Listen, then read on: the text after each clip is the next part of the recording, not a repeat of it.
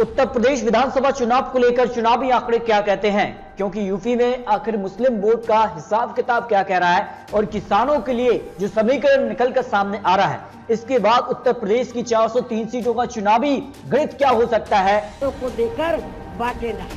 अली पर सपा बसपा को अली पर विश्वास है, हमें भी बजरंग बली पर विश्वास है।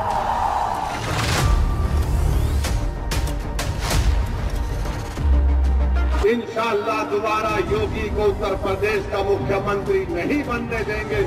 लेकिन पश्चिमी यूपी से ही बनने वाली है आखिर उत्तर प्रदेश में किसकी सरकार, इसको लेकर नए आंकड़े क्या कहते हैं, क्योंकि यूपी में सबसे ज्यादा अगर कहीं पर शोर है तो वो है पश्चिमी यूपी। जहां दोस्तों पश्चिमी यूपी में जो लगातार सियासी हलचल तेज देखने को मिल रही है और हर एक राजनीतिक दल अपनी जीत का परचम और जीत का दावा पश्चिमी यूपी से ही करता नजर आ रहा है। इसको लेकर 15 जिलों की 136 विधानसभा सीटों का क्या है चुनावी गणित, आखिर किसके हिस्से में जाने वाला है पश्चिमी यूपी का एक बड़ा वोट बैंक। जहां दोस्तों किसान किसका भाग बनाने वाले हैं, क्योंकि किसान जिसके साथ समझ लीजिए उसकी सरकार बनने के आंकड़े लगभग तय हो जाते हैं। लेकिन प्रधानमंत्री मोदी जी ने इसे साधने के लिए कहीं ना कहीं तीनों कृषि कानून वापस ले लिए हैं, लेकिन इसके बावजूद किसान अभी भी अड़े हुए हैं। एमएसपी फेयर कानून का इंतजार उन्हें है और तो क्या सरकार एमएसपी फिक्स कर देगी तो किसानों की अगर वो सभी मांगे मान लेती है, इसके बाद क्या पश्चिमी यूपी का चुनावी गणित होगा। लेकिन अब कहीं ना कहीं राजनीतिक दल अपनी राजनीति यहां पर तेज कर चुके हैं। तो क्या कहता है यूपी के लिए 2017 का आंकड़ा, जहां समाजवादी पार्टी तो केवल यहां पर 47 और कांग्रेस ने 7 ही सीटें हासिल की थी और ये गठबंधन था। गठबंधन को ज्यादा फायदा नहीं हुआ था 2017 में। तो क्या 2022 में जो अखिलेश यादव दावा करें कि क्षेत्रीय दलों के साथ गठबंधन करेंगे, बड़े दलों के साथ नहीं, तो क्या उनकी रणनीति काम करेगी, इसके आंकड़े भी सामने आए हैं। जबकि बीजेपी अपने दम पर दावा कर रही कि 350 सीटों तक वो जाएंगे। बीएसपी का क्या प्लान हो सकता है, अन्य का क्या प्लान हो सकता है, इस पर देखिए कवरेज। और यहां पर बात करें तो यूपी के लिए मुस्लिम फैक्टर आखिर क्या कुछ हलचल पैदा कर सकता है, क्योंकि कहीं ना कहीं यूपी के लिए एक बड़ा वोट बैंक है, करीब 20% जो है मुस्लिम वोट बैंक भी है। और अगर यहां पर एक तरफा वोट बैंक, मुस्लिम वोट बैंक अगर अजहरुद्दीन ओवैसी या फिर समाजवादी पार्टी कांग्रेस किसकी तरफ आगा, क्या ध्रुवीकरण यहां पर होने वाला है, क्योंकि असर 143 विधानसभा सीटों पर है और 143 विधानसभा सीटें यूपी चुनाव के लिए निर्णायक हो सकती हैं। लेकिन 2017 का आंकड़ा क्या था, तब बीजेपी ने अपनी सरकार बना ली, लेकिन इसके पीछे के अगर आंकड़ों पर गौर करें तो मुसलमानों का करीब 70% जो वोट बैंक था वो सीधे तौर पर समाजवादी पार्टी यानी अखिलेश यादव की तरफ गया और यादव का 80% और अगड़े यहाँ पर 16%। यानी 2017 में बीजेपी ने अपनी सरकार बनाई, लेकिन उस वक्त भी मुसलमान कहीं ना कहीं समाजवादी पार्टी और कांग्रेस की तरफ थे। लेकिन अब समाजवादी पार्टी और कांग्रेस का जो गठबंधन है वो अलग अलग हो चुका है। प्रियंका गांधी यहाँ पर अब चुनावी रणनीति पर उतर चुके हैं। इसकी अगर बात की तो कुछ और आंकड़ों पर गौर करें।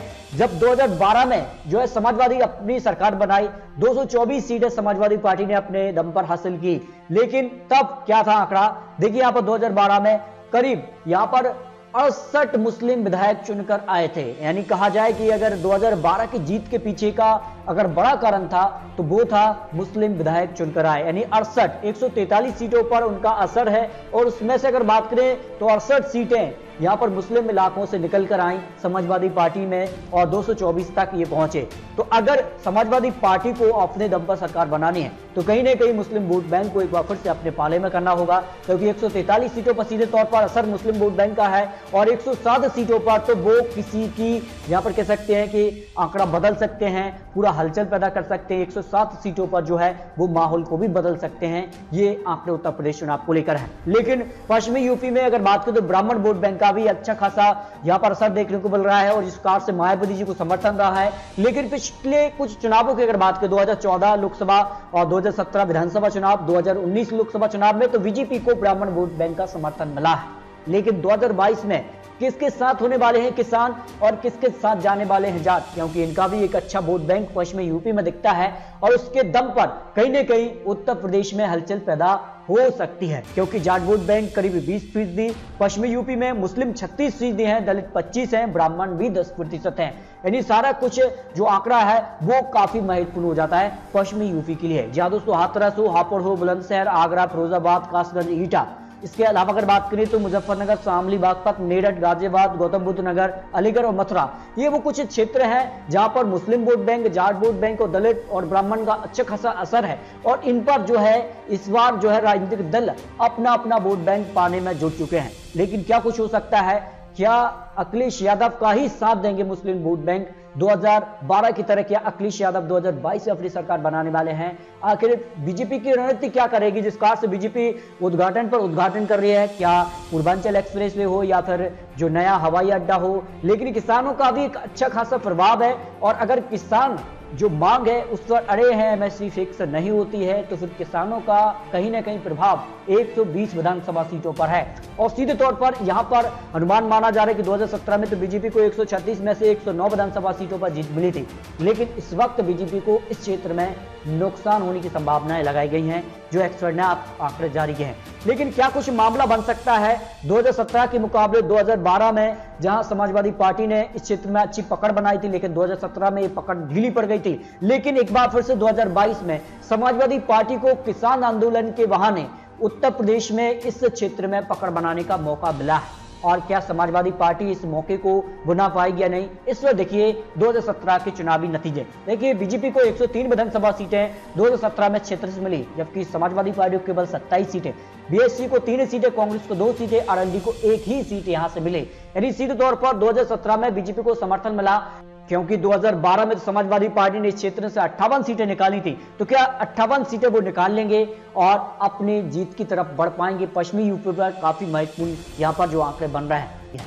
अगर बात करें तो पश्चिमी यूपी में कितनी सीटों पर जीत मिलने का अनुमान नवंबर का नया सर्वे में लगाया गया है। भाजपा को करीब 109 विधानसभा सीटें 2017 में मिली थी, लेकिन नवंबर 2021 का सर्वे कह रहा है कि 64 से 68 सीटों पर बीजेपी सिमट रही है। यानी पश्चिमी यूपी में बीजेपी को नुकसान दिखाई दे रहा है। क्या ये नुकसान की बीजेपी भरपाई कर लेगी, जिस कार से तीनों कृषि कानून को उन्होंने यहां पर वापस ले लिया है? आने वाले वक्त में क्या एमएसपी फिक्स कर देंगे या फिर किसानों को कुछ बड़ा ऐलान करेंगे, किसान कर्ज माफी जैसे कुछ बड़े कदम उठाए जाएंगे? तो कांग्रेस ने तो दावा कर दिया है कि पश्चिमी यूपी या फिर पूरे यूपी के अंदर वो किसान कर्ज माफ करने वाले हैं। ये कांग्रेस की तरफ से ऐलान हो चुका है। तो क्या बीजेपी समाजवादी पार्टी भी कुछ रणनीति के तहत किसानों को अपने पाले में कर पाएगी या नहीं, ये तो आने वाला वक्त ही बताएगा। लेकिन समाजवादी पार्टी को 21 के मुकाबले 58 से 62 सीटें, यानी सीधे तौर पर करीब 40 से 45 सीटों का प्लस यहां पर समाजवादी पार्टी सर्वे में करती नजर आ रही है। यानी 2017 के मुकाबले समाजवादी पार्टी 2022 में बहुत मजबूत स्थिति में दिखाई दे रही है, जबकि बसपा 3 और सर्वे कह रहा है कि 4 से 8 सीटों पर ही बसपा निकल रही है। कांग्रेस को 2 और अन्य खाते में भी 2 सीटें, 206 सीटें जा सकती कांग्रेस को, और अन्य खाते में 1, और यहाँ पर सर्वे कह रहा है कि 0 से 2 सीटें ही जा सकते हैं। यानी पश्चिमी यूपी में बीजेपी समाजवादी पार्टी में आमने सामने की सीधे तौर पर टक्कर दिखाई दे रही है। इसको लेकर नया ओपिनियन पोल भी सामने आया डीबी लाइव के अनुसार। डीबी लाइव के अनुसार ये कह रहा है कि सभी 403 सीटों पर पूर्वी यूपी की अगर बात करें तो पूर्वी यूपी पर जो है 68 से 70 सीटें बीजेपी को, समाजवादी पार्टी को 81 से 83, यानी पूर्वी यूपी पर जो है समाजवादी पार्टी बीजेपी से आगे निकल रही है।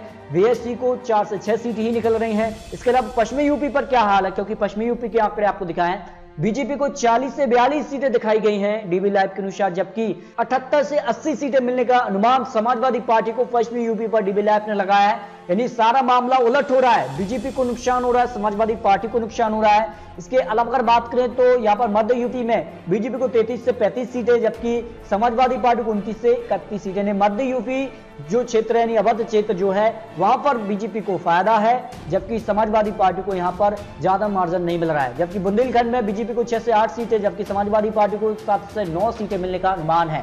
यानी अगर बात की जाए तो जो 403 सीटों के डीबी लाइव ने अपना ओपिनियन पोल जारी किया है, इसमें देखिए बीजेपी को 147 से 155 सीटों पर बीजेपी पहुंच रही है उत्तर प्रदेश की 403 सीटों के लिए।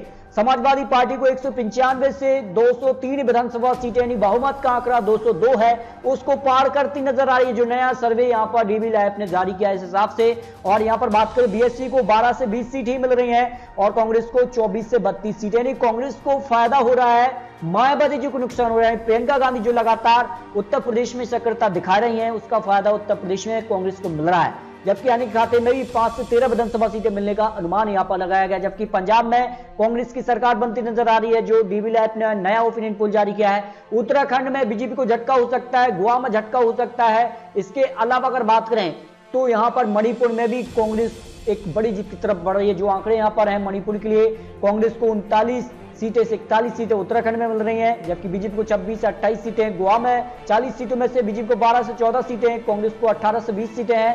मणिपुर में 60 सीटों की अगर बात करें तो 16 से 18 सीटें बीजेपी को और 32 से 34 सीटें जो है कांग्रेस के पक्ष में जाती नजर आ रही हैं। यानी सारा मामला उत्तर प्रदेश चुनाव हो या फिर पंजाब हो, उत्तराखंड, गोवा, मणिपुर, यानी सभी राज्यों पर बड़ा उलटफेर होता नजर आ रहा है, जो डीबी लैब ने अपना ओपिनियन पोल जारी किया है। लेकिन ये तो चुनावी आंकड़े, चुनावी अनुमान है। फर्स्ट में यूपी हो या फिर अवध क्षेत्र हो, बुंदेलखंड हो या फिर यहाँ पर पूर्वांचल, आखिर किस क्षेत्र में किसकी कितना दम दिख रहा है और कितने बड़े दिग्गज नेता यहां पर चुनावी मैदान में उतर रहे हैं, सारे आंकड़े आपको बहुत जल्द विश्लेषण के साथ देने वाले हैं। तो दोस्तों मिलते हैं और सटीक महत्वपूर्ण जानकारी के साथ, तब तक लीजिए जय भारत।